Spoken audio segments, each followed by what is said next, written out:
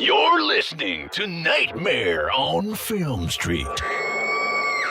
The current time is 6:66. Traffic is clear ahead from here to the afterlife, but it's hell outside. For the next hour, you're on Nightmare time. So, let's give a grave welcome to our hosts, John and Kim. Hello again, fiends, and welcome back to Nightmare on Film Street. Horror for the casually obsessed. I'm John. I'm Kim. And we fucked up this week, guys. No, we didn't. We totally fucked up. No, we didn't. We're in the middle. Bending the rules a smidge. We're closing out our Summer of 78 double feature. Talking about movies released in the summer of 1978. Or that emulate the vibes of the summer of 78. It's always fun to bend the rules when you realize you've made a big boo-boo. I mean, we totally could be doing Piranha right now, and we could have done the hard shift to correct, but we're not going to do that. No, not at all. We've got this other movie that we watched that we think perfectly encapsulates the summer of 1978, despite being released in October on television. Okay. But the film is called The Summer of Fear. Alternate title, Stranger in Our House. I don't know if you saw that. Yeah, that was what it was released as on TV, but when it got its theatrical release, it was called The Summer of Fear. Yeah, this movie did eventually hit movie theaters internationally, hopefully in the summer of fear. Of 79, yes. But it's directed by Wes Craven, and up until about 5 minutes ago, we thought it was a drive-in movie that you possibly would have seen with Jaws 2. You know, it's fine. We play it fast and loose here at Nightmare on Film Street, and I just feel like this is an appropriate film for us to be talking about. It's got Linda Blair, post-Exorcist 2, The Heretic. It's got lots of horse horror, made for TV cuts with the black, like cut to black, and then we're in a different scene entirely. I just love it so much. I think those were my 3 good things. I'm going to tack on Fran Drescher. Yes, a surprise friend of from Fran Drescher. Yeah, 1978's Fran Drescher. Yeah, no, this was a surprising watch. Apparently also the first movie that Wes Craven directed after moving to California. So we could, despite being a television movie, we're going to say his first Hollywood movie. And it's so summery in California. It just fits. It totally works, yeah. Like, I couldn't imagine watching this on television in October. It seems like the wrong move. They should have released it theatrically in 1978. And also in a world where we're all just retconning the past, fuck it. In now, the agreed upon canon of Nightmare on Film Street is that this movie was released theatrically in 1978. Everything else about our real world is accurate except this one detail. We are now living in a subjective reality that we both agree on. I don't know why you're so hung up on this thing. I'm already past it. It's called Summer of Fear. We did great. Is there anything else you can say that would maybe sell this movie? Because I don't know if like you, I didn't know anything about this movie before we started. I was looking for 1978 films. Yep. I found this one, and I was like, yo, we gotta watch this. And we're doing it on the podcast. And Jill's like, but Piranha. And I was like, no, shut up. We're doing get Summer Piranha. of Fear. We're gonna Linda get Piranha Blair. one day. Yeah, I honestly thought Jaws 2 and Piranha. This is a lock. I'll finally get Kim to talk about Joe Dante's Piranha. But no, like I think this is a good movie. We've already done it. I feel like we've already done it. Anyway, this was a good pick from Kim. This is a classic Kim movie. Kim loves a made-for-TV vibe, whether or not it's actually made for TV. It's very young adult. It's a young adult novel adapted by Wes Craven. Actually, it's written by the same woman God that damn wrote it. I Know What You Did Last Summer. You stole my fact, John. That was the only fact I brought to this podcast, and I was so proud of it. I was ready to throw the trailer, and you were like, you got anything else you want to tell people about this movie before we talk about it? Yeah, that's a real fun fact, though. Like, it's a fucking real fun great. Fact. Yeah, you like young adult horror thrillers. You like I Know What You Did Last Summer. You gotta check out The Summer of Fear, and this is the summer to do it. Linda Blair in Summer of Fear. A terrifying journey into witchcraft and the occult. The summer began like any other until the arrival of Julia. Rachel, you remember Julia? Hi, Julia. Julia is a witch. She is some kind of a witch. Was it jealousy, or was there more? Bill, out of your head. You're not my cousin, Julia. Who are you? Using a wax figure, can one person control another person's mind? Alone, Rachel struggles to prove her nightmare a reality.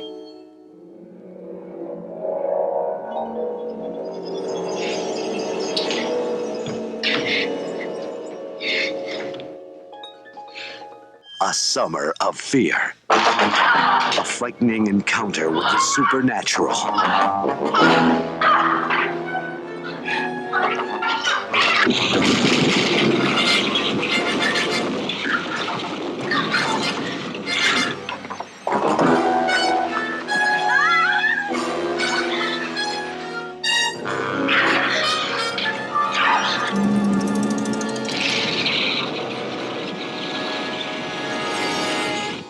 A summer of fear. The Summer of Fear, directed by Wes Craven, is currently sitting at a 5.4 out of 10 on IMDb, an audience rating of 32% on Rotten Tomatoes because critics don't review TV movies. Maybe it's all the incest. It might have something to do with that. And a 2.8 out of 5 on Letterboxd. Yeah, let's not bury the lead on this one. This is the height of 1970s incest horror. And also, we're all gonna fuck a 17-year-old horror. Everybody, a girl loses her parents, moves in with her cousin, and everybody... First cousin. First cousin. Mom's sister's kid. And everybody wants to fuck her. Linda Blair's boyfriend, Linda Blair's brother, Linda Blair's dad. The horse. Everybody's after this girl. I mean, the horse wants to fuck her up, but yeah, because Sundance knew better. It's not as sick and gross as that. I mean, it is. It's very PG incest, but it still fucking makes your skin crawl. Yeah, like let's not forget this was made for TV. You know, like they're not. It's not a full Lolita story or something, but it's weird. It's very, and it's like even the softest of softcore incest is still incest. It's a classic young adult setup. Like a relative comes to live with you for the summer. How many books have you read by Christopher Pike or whoever about that? Like somebody comes to stay with you and you're the only person that can tell something's wrong with them. Oh, 100%. Like it's this story through and through, and it doesn't necessarily deviate from it. So if you're going into it thinking you're going to get a surprise or a twist on that story, it doesn't really deliver on that front. It's just really fun because Linda Blair is amazing in it.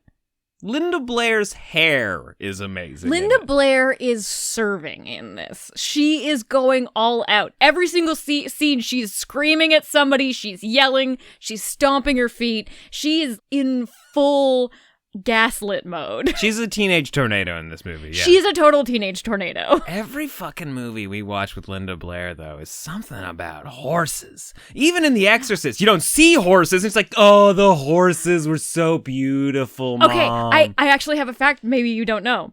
The reason why it's horses in this movie is because of Linda Blair. No way. In the novel, it was actually her dog. Like, this whole thing happened with her dog. Okay. But Linda Blair at the time, I think she was just coming off of, like, a year she had taken off in between, I think it was Exorcist 2 to this. Uh-huh. And was it for shock, for nerves? She took a year off for nerves? No, she was doing, like, equestrian competitions. This isn't the standard actor takes a year off thing. Okay. Under a pseudonym. Oh, like, no she shit. was doing it. Maybe she did need to take a year off, but she wanted to like do some normal life stuff. Did she also have prosthetics on? Like she got a big nose and a mustache?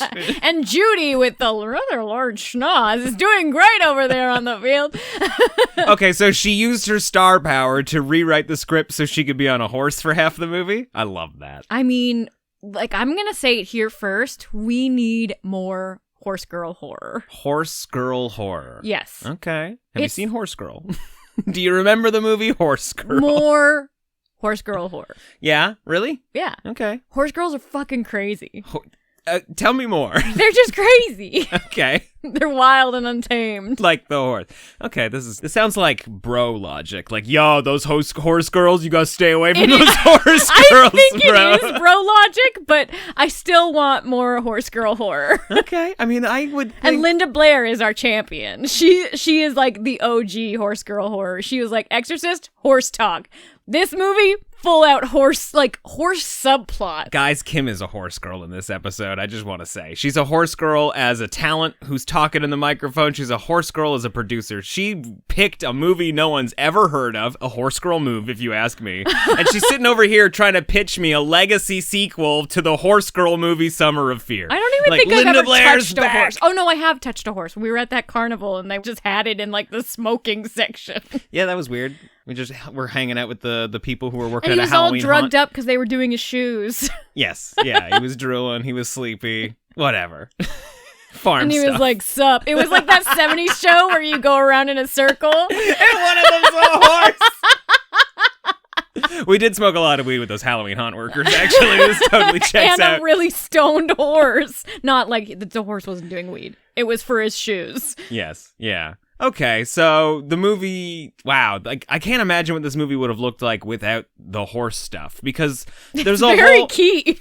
Half the movie is her prepping for a horse competition. And the horse dance. The horse dance, going to the horse competition, the horse getting put down because the witch fucks it up at the horse competition. What would they have done with the dog? Like, was she training a dog in the book? Maybe it was a dog show. Dog? Okay, maybe. Poor Sundance. Sundance deserved better. Wait, let's go back to you calling me a horse girl.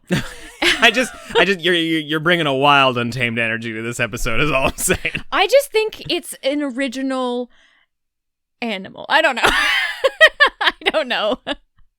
I don't like. Why don't we have more? Like equestrian camping horrors. We have so many cabin. Like what if they are riding the horse out into the middle of nowhere and there's no roads? There's only the horse.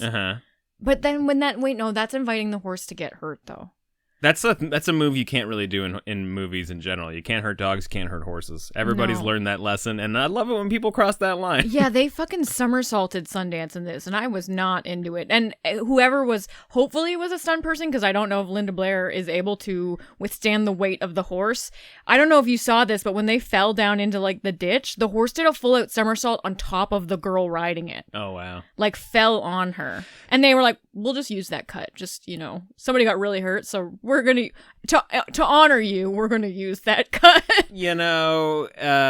There's a long, storied, dark history of getting horses to do tricks that we don't really do a lot of anymore, and maybe that's why we don't have as much horse horror, because you have to put the horse in danger, and a lot of the times getting horses to do somersaults and stuff is really just like burying a rope in the ground that they can't see and getting them to run Okay, full can you tilt. not? Just like, if you go back and watch Wild West movies from the 40s and 50s, it's not an era known for animal rights. Okay, well, I'm talking about modern day horse horror with the health department doing horse wellness checks. The health department. Like, the health we're here to do a wellness check on your horse.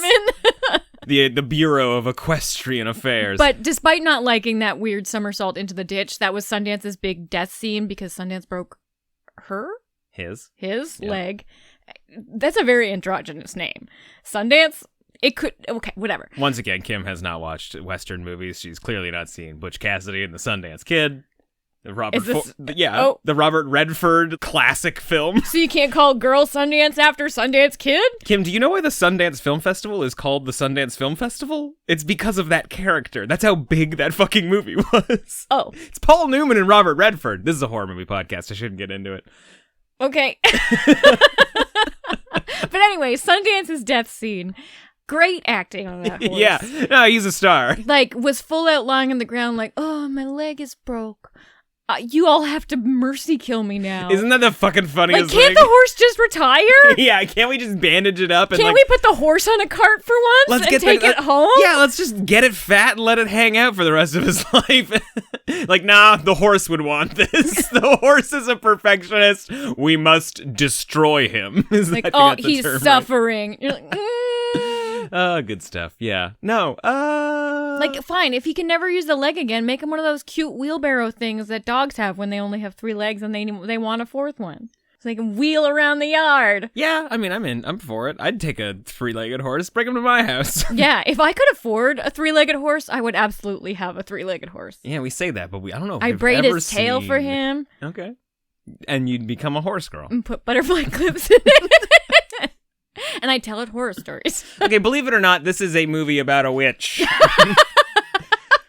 15 minutes in, all we've done is talk about a horse. Yeah, it's a movie about a witch. A girl comes to live with Linda Blair. She's her cousin. She's now an orphan, and her family, out of the goodness of her heart, are going to take her in, because Dad wants to fuck her. And yeah, that's the movie. And this woman just starts to just destroy Linda Blair's life. She's casting spells on her in her own bedroom and doing nothing to hide it. Yeah, she's like making spell garbage, not throwing it out. Not just at all. tucking it in drawers. Yeah, just leaving it out for everybody to see. Just like, oh, what's that? Big dance coming up and you've sewn your own dress? I'm gonna make you ugly. I'm gonna cast spells to give you boils. Like the biggest zits you've ever seen. Yeah, like the doctor's like, never seen this before. And you're like, you're not even giving it a diagnosis. We've gotta put her down. Just like Sundance. It's tragic, but it must be done. Don't let Mike see her in this state. Mike's her boyfriend. Yeah, Mike's her boyfriend. The only character in this movie that everybody's hornier for than cousin Julia is Linda Blair's boyfriend, Mike. And he's also the only one not committing incest in this movie. He still also was. He completely ditches Linda Blair for this girl. Yeah, no, he does, but at least he's not related to her. He's the only suitor not related to her. That's true. It's the only one allowed. Dick move, but total dick move. Allowed. Especially, legal. And he tells Linda Blair the morning of her competition, he's like, it was just a thing and it just happened. And we can be friends though. And she's like, God, what? right? Fuck you. You're never getting near this perm again, bitch. Her cousin even goes to the barber to get the same haircut as Linda Blair. Yeah. It's truly evil. Even so, we meet Fran Drescher, who's a good friend of Linda Blair. We meet Fran Drescher's character, who's a good friend of Linda Blair's character. I like to believe that they got mimosas at, like while filming. They were probably good friends. And even she's just like, I don't know about this girl. Like, she's nice and all, but also she's overstepping her boundaries. I've known her for 30 seconds and I don't like the cut of her. Fran Drescher can spot a fake one. So while we're talking about Julia casting weird ass spells, so there is a big dance that's before the horse competition. We hear all about it because Linda Blair's... We do not go to this dance. Because Linda Blair's incesty brother, Tom, his band is there and he really, really wants Julia to see his band. Really, really wants her to see his band. So Linda gets her spelly boils and she cannot go. And so everybody's like, oh, let's let your boyfriend take Julia. And that's how she steal-a-roos the boyfriend. Her mom's logic there was so crazy, too, where it's just like, oh, you spent 2 weeks making this dress. You wouldn't want it to go to waste. You might as well let your cousin wear it and then also take your boyfriend. Yes. So where's the dress that she made from fucking scratch? Yeah. The thing about this, and I think this is the most dastardly thing Kim is pointing. in the whole damn plot, is that Linda Blair is making this dress and it looks like shit on her. It looks like she's wrapped in a towel. Like, it doesn't fit her. It doesn't look great. No. It's just like, a wet bag. And then Julia puts on the dress and it's an entirely different dress. It's fucking gorgeous. It's a completely different fabric. It's form-fitting. It's got like a nice little bust thing sewn onto it. It's beautiful. Yeah, she's stunning. It's great. Okay, I think Julia fucking put a spell You think on... she cursed the dress? No, I think she cursed Linda Blair to make a dress for her. I think the dress was always for her. No. Yes. Yes. So when her parents, when Linda Blair's... Let me go back. Let me do this fresh. Linda Blair and Julia are not getting along. Her mom's like, oh, go move in with your little brother Bobby. And she's like, what the fuck? So she does. And while she's moving her clothes out, Julia's like, oh, leave that dress. Like, you won't wear it again. And she's like, I made this for me. And she says something along the lines of like, oh, did you really? Yeah. You don't think she's just being a bitch? She is You don't think she's being a bitch? She's being a total bitch, but she can also do magical spells. Okay.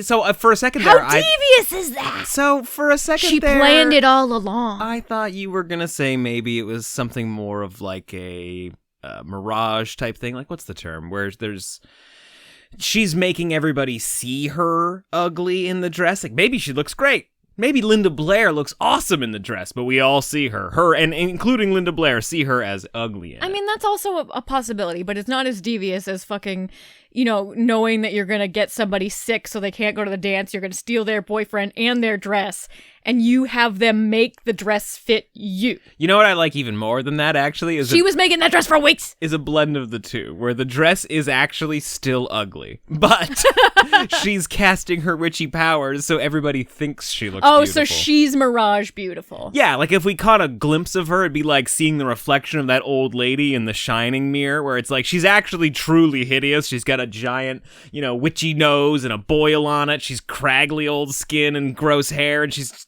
wearing Linda Blair's frumpy dress, but everybody's like, oh my god, just picture, she's beauty, she's great. Like a glove. Yeah. So either way, Julia is evil. Yes. So we also find out that she can't. This is a cool little wrinkle, and like I don't know if this is. This classic... movie is like making up its own witch lore, and I commend it. Yeah, so we thought for a lot of the movie that she was a succubus. It's like classic sort of evil vampire type demon succubus. Maybe we're a little tainted from having covered Wes Craven's Deadly Blessing earlier this year, which is very much the succubus. Incubus, I believe, right. Actually. Now that I'm thinking about it, but they do call Isn't the the incubus a boy succubus? Didn't we research this? Yeah, which, oh man, wouldn't that have been a great double bill if this was a succubus and that was an incubus? That's the original Barbenheimer. I mean, she is still kind of a succubus. A little bit. She succubuses her life. Yeah, she definitely Succubi her life. She, like a vampire, doesn't cast a reflection.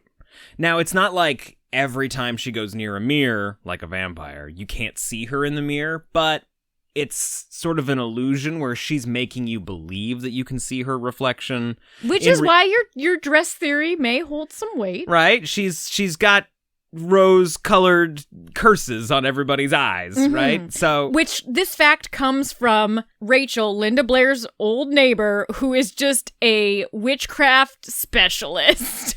She's like, hey, my anthropologist teacher, can you tell me about witchcraft? He's like, here's some books from my trunk that are all about witchcraft. He's great. I love that guy. He's just like, oh, you should meet our neighbor, total like master of the occult. It's like, oh yeah, we're not gonna come back here later. Yeah, he's just pulling books out of his trunk, handing it to her. He already knows what Julia is from that first meeting. He's like giving her the up and down. He's like, y'all smell like a witch. Y'all smell like a witch. I'm sure I'll have a stroke later before I have a chance to warn anyone about this. I would love to get your opinion on whether or not anybody actually sees. Like, does she take the appearance of the people that she's mimicking?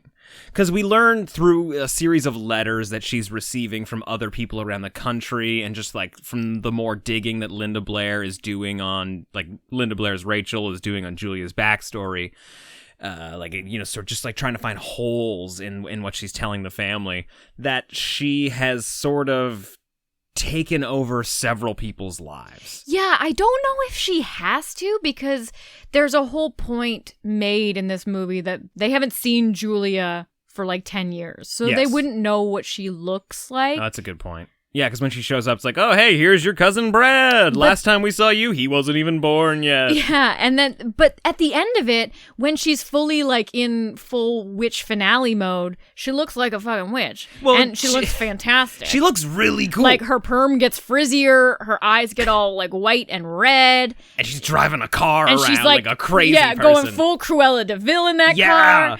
It's wonderful. And you're like, okay, is this her natural, like, is this what she looks like? Is this she still looks like Julia, just with weird eyes. Yeah, but maybe that's like, you know how, say in like Buffy the Vampire Slayer, like Angel looks like Angel, but when like he's in vampire mode, he gets just got like horns. That weird eyebrow thing. Oh yeah, not horns. So like maybe that's like there's witch Julia and then like pretty facade witch Julia. So you think that she's classic witch taking over this girl's skin kind of thing? Like no, I think that's just what she looks like. I think she's finding people, like families she can take over or move in with, where she doesn't have to even put that much effort in. Yeah, because there's a real throwaway piece of dialogue where she says that she was her family's maid. Yeah, like so she like infiltrated the family, got everybody killed, and then took the identity of, I guess, her dead cousin. Because they never explore that. Like, it sounds like the entire family's dead. Well, yeah, yes. I just wonder. I'd love to find out whether or not people actually saw evil witch girl or not. Like if what they're looking at is sort of a mirage, like if they were able to get a photograph of her, whether or not they'd see craggly old stereotypical witch or not. I think if they were able to, they would see what she looks like in the finale of the movie. They would see the eyes. Yeah, and like, oh my god, this version of Julia's got frizzier hair and weird cool eyes. This one's hotter. She looked That's fucking funny. I mean, she does get real hot at the end. Yeah, it's so similar to the vampire stuff too. Like the whole third act of the movie is or at least a big chunk of the third act is Linda Blair trying to get her mom, who's a professional photographer, to take a photograph of Julia because she can't be photographed. There's an incredible line from the professor. The best lore of the film. That a machine or a mechanism doesn't have a mind that you can manipulate, a mind you can confuse or control. So it's an unbiased observer. Yeah, like it can't be coerced into seeing or believing that she's there. Which is so great. Like that's one of the cool things about this movie and some TV movies, especially lower budget indie stuff. Maybe it's just because they didn't want to tip too far into like super scary, spooky horror things, but there are incredible ideas and concepts in here. And if you're not paying attention, like it's just one little line of dialogue that just goes away into the air. Yeah, and I think the horse is dead at that point, so like who's still watching? You think everybody's changed the channel? They're like, I can't, not on Halloween night. Oh god. No Sundance? I'm out. But yeah, the movie's kind of chaos. Like the end of the end classic reveal, like there's a bit of a fake out where we think that that Julia has killed Linda Blair's mom because she's decided to go off on a photography trip by herself after like a huge fight with her daughter. And nobody can get a hold of her. Nobody knows where mom is. And then we find a singed old witchy map where she's definitely been doing a spell to knock mom off a cliff. Yeah, the whole family's gathered around this map 10 minutes prior to be like, yep, this is where mom's gonna go. She's gonna follow this little route, this bendy path around a mountain. Hopefully she's not driving too fast and doesn't fall off the cliff, am I right? They call that Dead Man's Peak. Which, I gotta say, not a cool move if this little girl's family just died doing the exact same thing. True. Like, hey, would you like to relive some of your most recent traumas? Are you afraid of cliffs? Well, here's one. But mom's obviously like at her wit's end because like she's having a fight with her daughter because her daughter's just like not accepting her cousin and just like causing shit around the house. Like, God damn it, I know we had to kill your horse, but could you please just like not ruin the rest of this summer for the whole family? Well, and it's not just normal stuff like she's a bitch and she stole my boyfriend and my dress. She's like, she is the spawn of Satan. She's going all out. She's evil. I think mom just is trying to ignore it because she has totally seen her husband flirting with this 17-year-old niece of his. They're both in the fridge like, oh, would you like to have some late night fruit? Ooh, this is so delicious. It's very gross, but she doesn't do anything about it. Oh, it's just a shame, I suppose. Yeah, and then 1, 2, skip a few. Julia tries to kill Rachel. Don't you love it when a reviewer just 1, 2, skip a few? Isn't it? It's such a power to hold over a movie. Don't you feel like we 1, 2, skip a few, though? The movie really does 1, 2, skip a few. I think it's in the commercial break. Oh, true. Yeah. Anyway, yeah. Fade to black, fade back. Evil Julia. Where Julia's chasing us down the road. We got a runaway car. There's a whole bunch of nightmare sequences. Oh, we're missing the sequence where, like, Dad is a hypnotized goon. Oh, I'd forgotten about trying to get Rachel. That was in the skip a few. Yeah, goddamn. It's so weird that you just watched a movie and it just evaporates from your brain, almost like a witch cast a spell on you. Oh, yeah. There was the old incest slave. Forgot about that. Throughout the movie, though, we have like these series of nightmares that are kind of replaying the opening of the movie where Julia's parents die, and we're from the point of view of like the front of a car, and we're just sort of like careening down a mountain path. And so Linda Blair is starting to have some of those nightmares, which is how she thinks that her mom is dead. And then So she rounds up Dud Mike. And the two of them go toe to toe against this crazy witch. And there's a full-out car chase. Like, the witch is, like, trying to run them off the road, and she's doing a great job. Yeah, no, this TV movie money used to be real money. Yeah, she is fucking bewitching their car. She's rolling up the windows, so I guess they can't hop out. Yeah, that's She's fun. pushing down the gas pedal. They can't, fiddle with the gears. Nothing is working, and she's just trying to run them off the road. Yeah, it doesn't. Great. Yeah, it's great. It doesn't really work. What? Oh, no, like, what she does doesn't work. I thought you were like, as a film, it doesn't work. What are you talking about? The movie's great. Yeah, I had a lot of fun watching it. But yeah, I mean, they get out alive. They don't find Julie's body after a car accident, but they're just like, well, thank God she's gone.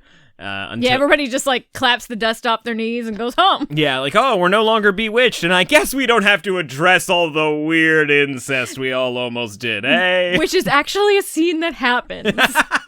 They're all standing outside the house. There's a cop there that was like, guess that evil maid was just, squatting with you guys for a bit. Anyways, I'm off. And then Dad's like, isn't that weird how I don't remember what happened last week? By the way, here's another horse. Sorry we had to kill the other one. This one's a baby. We still remember Sundance. Yeah, and of course, classic fade out on the witch going to a new house with a new identity and a new family to begin the cycle again. So what's fun and interesting about that is that she's being a governess, which is maybe most popularized by The Turning of the Screw. Oh, sure. So I think it's just like a literature homage. Because I was going to mention this at the top of the show, but we were too interested in horses? Yeah. That this story, I think, and now I'm not getting this from anywhere but my own brain, there's a really old vampire story called Carmilla. Came out, I think, like 25 years before Dracula came out, and it's about this female vampire that comes to stay with a young girl after there's a carriage accident outside of her house, and she's a vampire and is like, eating her slowly. Fuck me, man. Yeah. I mentioned this, I think, in one of our Patreon Graveyard Smash episodes when we were talking about The Daughter of Dracula, because that film also took inspiration, like, we were talking about, like, the origin of, like, lesbian vampirism, and this is credited as the very first one, and it's interesting, fucking old. And so maybe it's just because of the time that they were like, ooh, no, we got to get a little more occulty with this. We got to make her a witch. If we try and make her a vampire, then we can't do the loose succubus rule vampire. Well, and thing. also it's the summer of fear, and you need to be out in the sunshine. You know what I mean? So I think they needed her to be like a daytime evil player. Yeah. Okay. But they did keep some vampire-ish lore, like the mirror stuff seems very vampire-ish. So I feel like there's a strong tie to the Carmilla story there. I think you're really onto something. Especially because that carriage accident. Yes, that's what I'm like, oh my God, you know what the modern carriage is, right, Kim? It's a vehicle. You're like, it's a Sundance. What a fun, kooky movie. We gotta really actually commit to doing like a series of TV. I would love to do movies, more right? TV horror. And in fact, there is a Halloween one we should do in October. Oh, what's that? I think Night of the Scarecrow. Oh, yeah. Is a TV movie. Hell yeah. And I don't know if either of us have like committed to fully watching it. So I think it would be a great October movie. Yeah, no, that's a great idea. The TV movie is like such an era because now the Netflix original is essentially the TV movie, and they're not the same at all. They're not designed with those like 5-minute scenes, you know what I mean? That they end on a beat, like a cliffhanger, and then they come back and we're in a different scene entirely. Well, like it's also the limitations where you're just like, okay, this is gonna be on television. You can't get away with everything, but you still want to be dark and scary and tell the story you wrote. So you've got limitations that you have to, like, there's a sandbox that you have to play in, and some of them get crazy dark, but it's all that sort of like stuff implied, things seen and unseen. So like it's some horror movies play really well on having limited resources and things you can and can't do. And that's what's great about the TV movie. But the movie I've always wanted to talk about on the podcast, if we're talking about TV movies, is When a Stranger Calls Back. Ooh. The sequel to When a Stranger Calls. Now, When a Stranger Calls, classic, amazing. It's kind of like the birth of the call's coming from inside the house. I think. And it's not Christmas. Yeah, exactly. But the sequel, I'm telling you, we may talk about it on the podcast. I don't know. If you want to wait, you go ahead and wait. But oh boy, is that movie crazy. We should do it as a watch party movie, maybe, if we're not going to do it on the podcast. I know maybe we've sort of slipped out of talking about Summer of Fear, and now we're just having a meeting about future episodes of the podcast. We do the Night of the Scarecrow with Stranger Calls Back. Well, we probably shouldn't put this on wax. We're making promises we can't keep. Well, let's write it down. Fuck. So, Kim, how would you rate Summer of Fear? I had fun with it, and I love a good TV movie. I love horse girl horror. Mm-hmm. I'm going to give it a 3 out of 4. 3 out of... That's a Kim rating. Yeah. That's a Kim rating. It was a fine and dandy film. I'm going to give it a 2.5. It's a summer movie. If I watched this in the dead of winter, that rating would definitely go down. So clearly it's got a summer bump. Oh, yeah. And I mean, there's not enough plot to hold an hour and a half, but there's nice little commercial breaks. Yeah, those are always a treat. I forgot to mention this at the top of the episode, but I thought you might like to know this. It doesn't matter too much for when this episode is going to come out, but did you know that we are recording this episode purely by coincidence on Wes Craven's birthday? I saw that. August 2nd. From our own Twitter. Me as well. Yes, August 2nd, Wes Craven's birthday, the day that we're recording this. Did not plan that, did not intend it. Honestly, should have recorded this episode 6 weeks ago. We're way behind. Yeah, we have nothing banked. We're mainlining the universe right now. We had to wait. It's the ghost of Wes tapping us on the shoulder like, you guys gotta get back to work. Y'all want to watch one of my TV films? Yeah, one of my classics. Not like A Nightmare on Elm Street or Scream or something. You didn't just buy People Under the Stairs on VHS. Why don't you watch one of my junkier, lesser-known ones? We were like, we will, Wes, in your honor. Anyway, that's going to do it for us this week. Nightmare on Film Street. Thank you so much for listening. Please let us know what you thought of Summer of Fear, or honestly, just what your favorite Wes Craven movies are. We're big fans. Hit us up on Twitter or Threads at Nightmare on Film Street and NOFS Podcast, respectively, on each of those.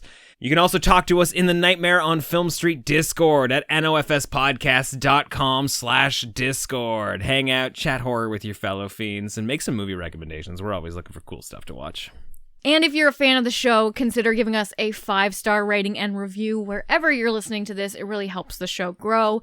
And if you want even more Nightmare on Film Street content, you can consider supporting us on Patreon at nofspodcast.com/Fiend Club. We have a fun little fan club over there where we do monthly watch parties. We have a bonus series going on. We're talking about the Universal Monsters. We talk about new movies in the theaters, all kinds of bonus stuff there. That is at nofspodcast.com/Fiend Club. We'll be back again next week with another episode, but until then, I'm John. I'm Kim. Stay creepy. It appears you made it out alive, but we'll get you next time. Help us to grow the horde. Leave a 5-star review on Apple Podcasts or wherever you subscribe. More terror can be found lurking on our website, nofspodcast.com. Until next time, stay creepy, fiends.